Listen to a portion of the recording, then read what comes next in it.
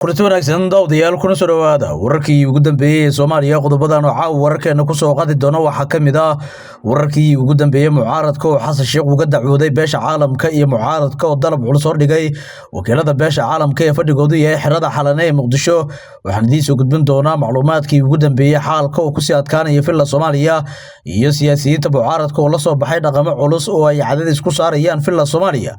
qodobada kalena waxa kamid ah wararkii ugu dambeeyay ra'iisul wasaare Xamza Barre oo kulan muhiim ah la qaatay madaxweynaha dalka Djibouti Ismaaciil Cumar Geelle kadib tagistii madaxweynaha Somaliland uu tagay dalka Djibouti haddaba maxay ka wada hadleen Xamza Barre iyo sidoo kale madaxweynaha dalka Djibouti waan idin soo gudbin doonaa madaxweynaha hore Farmaajo wax war uu ka soo saaray gogashii uu fidiyay Xasan Sheekh haddaba maxay tahay halka arrin ay yaab kale Farmaajo uu kaga duwan yahay siyaasiyiinta kale ee mucaaradka ku ah dawladda Xasan Sheekh Maxamuud waan idin soo gudbin doonaa qodobada kale aan ku soo qaadi doono barnaamijyadeedkan haddii loo qadaro waxa kamid ah wararkii ugu dambeeyay madaxweynaha Somaliland oo kulamo kala duwan oo xasaasi ka wado magaalada Nairobi ee caasimadda dalka Kenya iyo madaxweynaha markaasi Somaliland oo uu sheegay wakiilada caalamka in aysan Somaliland wafdigoodu oo isagu hogaaminayo aysan u imaanin Nairobi inay caalamku gacnaha u horsadaan balse u yimaadeen inay ka dhabeeyaan dimuqraadiyadda Somaliland waa inay ku helaan ixtiraaf waan idin soo gudbin doonaa wararka ay waxaan ku soo kordhaya daawad doontaan warbaahinta Soomaaliyeed idin soo gudbinaysa wararkii ugu dambeeyay arrimaha Soomaaliya caalamka waa 2 bisha June 2025 soo dhawaada saaxiibayaal wararkan ayaan gudageli doonaa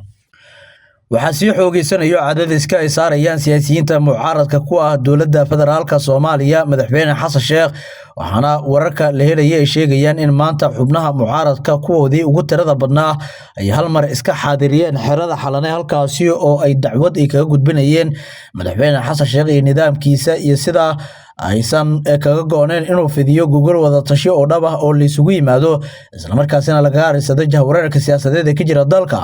mucaarad uu hogaaminayo madaxweynaha hore Shariif Sheekh Axmed iyo sidoo kale xubno ay kamid yihiin Xasan Cali Kheyre Cabdiweli Gaas iyo sidoo kale Cabdiraxmaan Cabdishakuur Warsame ayaa maanta tagay xirada xalane iyadoo halkaasi ay kula kulmeen safiirada dawladaha Mareykanka iyo sidoo kale Ingiriiska iyo qaramada midoobe waxaana ay kala hadleen arrimo ay kamid yihiin xaaladda hubantilaanta siyaasadeed ee ka jirta Soomaaliya iyo sida ay tahay in loo wajaho beesha caalamka ayaa hadda u muuqato inay qaadanayso doorkeeda kala xakameynta mucaaradka iyo dawladda federaalka Soomaaliya gaar ahaan nidaamku hogaamiye madaxweyne Xasan Sheekh si looga baaqsado qallaasa siyaasadeed oo dalka ka dhaca in siyaasiyiinta mucaaradku ay u dacwoodaan wakiilada beesha caalamka ayaa muujinaysa ififaalo la mid ah midii madaxweyne Xasan Sheekh uu qayb ka ahaa ee ay hore uga dacwoon jireen mucaaradka madaxweynihii hore ee Soomaaliya Maxamed Cabdullaahi Farmaajo waxaana tani loo arkaa dhaqdhaqaaq talada dalka lagala wareegi karo madaxweyne Xasan Sheekh oo u gacan geli karta kooxda joogta xalane oo xiliyadan oo kala guurka qaadata doorka jaangoynta siyaasadda Soomaaliya hadii ay noqon lahayd doorashooyinka iyo qaabka ay u ekaanayaan madaxweyne Xasan Sheekh Maxamuud ayaa dacwadan mucaaradku ay ka gudbiyeen madaxweyne Xasan Sheekh ayaa imaanayso saacado kadib markii madaxweynaha Jamhuuriyadda Soomaaliya cadaadis xoog leh kadib uu soo saaray baaq uu u dirayo dhinacyada saamilada siyaasadeed ee dalka oo ah inay ka soo qayb galaan shir uu iclaamiyay 15 bishan June inuu ka dhaco magaalada Muqdisho balse mucaaradka ayaa shirkaasi shuruud ku xidhay waxaana xigtay in ay u dacwoodaan maanta beesha caalamka hadaba lama ogo warqadda beesha caalamku ay ku tuuri doonto filla Soomaaliya iyo cadaadiska cusub ee markale Xasan Sheekh iyo nidaamkiisu wajihi doono geesta kale madaxweynihii hore ee Soomaaliya Maxamed Cabdullaahi Farmaajo ayaa qaab la yaab leh uga hadlay gogashii uu fidiyay madaxweyne Xasan Sheekh Maxamuud waliba si ka duwan sidii ay kaga hadleen siyaasiyiinta mucaaradka madaxweynihii hore ee Soomaaliya Maxamed Cabdullaahi Farmaajo ayaa soo dhaweeyay gogasha siyaasadeed ee uu fidiyay madaxweynaha Soomaaliya mudane Xasan Sheekh Maxamuud taasi oo lagu mudeeyay inay qabsoomto 15 bishan aynu ku guda jirnay ee June Farmaajo ayaa sheegay in gogashan uu fidiyay madaxweyne Xasan Sheekh Maxamuud si miro dhal ay u noqoto ay muhiim ay tahay in laga soo qabgaliyo madaxda maamulada Puntland iyo Jubbaland oo hore xiriirka ugu jaray dawladda Xasan Sheekh si gogashu ay miro dhal u noqoto waxaan adkeenayaa baaqyada ku aadan in si dhameystiran ay uga qayb galaan madaxda dawlad goboleedyada gaar ahaan Puntland iyo Jubbaland oo tabasho uga maqnaa madasha wada tashiga qaran ayaa uu yiri Farmaajo Farmaajo ayaa sidoo kale sheegay in madaxweyne Xasan Sheekh Maxamuud laga sugayo in uu ka talaabooyinka halka dhinac ah ee khilaafka uu ka taagan yahay ee dawlad dhiska Soomaaliya ee uu qaaday kuwaasi oo ay kamid yihiin laalida dastuurka sidoo hadalku u dhigay. haddaba warka ka soo baxay madaxweyne maxamed cabdullaahi farmaajo ayaa imaanayo iyadoo dhinaca kale siyaasiyiinta mucaaradku ay shuruudo adag ay ku xidheen ka qaybgalka gogashii uu dhigay madaxweyne xasan sheekh. ra-iisul wasaaraha jamhuuriyadda federaalka Soomaaliya mudane Xamse Cabdi Barre waxa uu kulamo kala duwan ka wadaa magaalada Djibouti ee caasimadda dalka Djibouti halkaas uu kula kulmay madaxweynaha waddankaasi Ismaaciil Cumar Geelle. haddaba ra-iisul wasaaraha xukuumadda federaalka Soomaaliya mudane Xamse Cabdi Barre ayaa maanta kulan muhiim ah waxa uu la yeeshay madaxweynaha jamhuuriyadda Djibouti Ismaaciil Cumar Geelle. ra-iisul wasaare Xamse Cabdi Barre iyo madaxweynaha Djibouti ayaa ka wada hadlay xiriirka ka dhaxeeya Soomaaliya iyo Djibouti, arrimaha amniga, siyaasadda, dhaqaalaha, xaaladda gobolka iyo sidii loo sii xoojin lahaa iskaashiga iyo walaalnimada labada shacab. ra-iisul wasaaraha Soomaaliya ayaa tegistiisa magaalada Djibouti waxay imaanaysaa maalmo kadib markii halkaasi uu tagay madaxweynaha Somaliland Cabdiraxmaan Cirro oo markaasi maamuus gaar ah ka helay dowladda Djibouti. haddaba xukuumadda ra-iisul wasaare Xamse Barre ayaa xaqiijisay in muddadii ay shaqeynaysay in guulo wax ku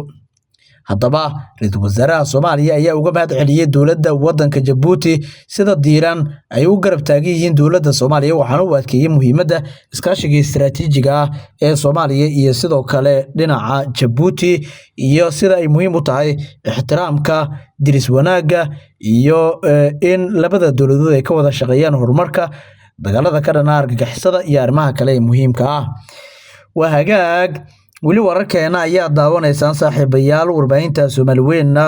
waad nagala socotaan warbixinada kale ee ugu dambeeyo barnaamijkeena ku jiro. haddii aan soo qabanno ciidamada ilaalada xeebaha ee Somaliland ayaa soo saaray digniino culus oo ku wajahan dadka Somaliland. haddaba war ka soo baxay ciidanka ilaalada xeebaha Somaliland ayaa digniin waxa loogu diray dadka ka shaqeeya dhinaca badda sida kalluumaysatada, dalxiisayaasha iyo dhammaan dhinac kasta oo ka agdhow xeebaha inay iska jiraan dhibaatooyin ka dhalan kara dabeelo ku kacsan qaar ka mid ah xeebaha dalka sida ay saadaashu sheegtay. sidoo kale saadaashu waxa ay sheegtay in heerkulka uu gaari doono 41 digrii sida warqadda ka soo baxday taliska ciidamada badda lagu sheegay. digniintan ayaa loo diray dhammaan kalluumaysatada iyo sidoo kale dadka dalxiisayaasha ee Somaliland. madaxweynaha Somaliland Cabdiraxmaan Cirro waxa uu weli ka wadaa magaalada Nairobi ee caasimadda dalka Kenya kulamadiisa kala duwan ee ugu gogol xaaraya nidaamka aqoonsiga ee Somaliland. waxa uu kulamadaasi ula qaadanayaa xubno muhiim ah oo ka mid ah wafuudda joogto ama diblomaasiyiinta jooga magaalada Nairobi ee caasimadda dalka Kenya oo kala hadlayo xaaladaha guud ee gobolka, aqoonsiga Somaliland iyo sidii ay ixtiraaf ay ku heli lahayd. mar uu la kulmay wakiilada caalamka ayaa uu sheegay inaysan wafdigiisu u imaanin Nairobi inay gacnaha horsadaan, taasi beddelkeedana ay u yimaadeen sidii ay u heli lahaayeen ixtiraafka ay ku muteen dimuqraadiyadda oo ama dimuqraadiyiinta ay dadkoodu ku talaabsadeen sida Cirro uu ka yiri fagaaro uu ka hadlay mar uu joogay magaalada Nairobi. Cirro ayaa horaan waxa uu si rasmi ah u daafuray xarun diblomaasiyadeed oo Somaliland ay ku yeelan doonto magaalada Nairobi ee caasimadda dalka Kenya, waxaana xaruntan ay uga dhigan tahay Somaliland inay hesho guul weyn sida dad badan ay qabaan. gudaha wararkeena waa naga nabadgelyo.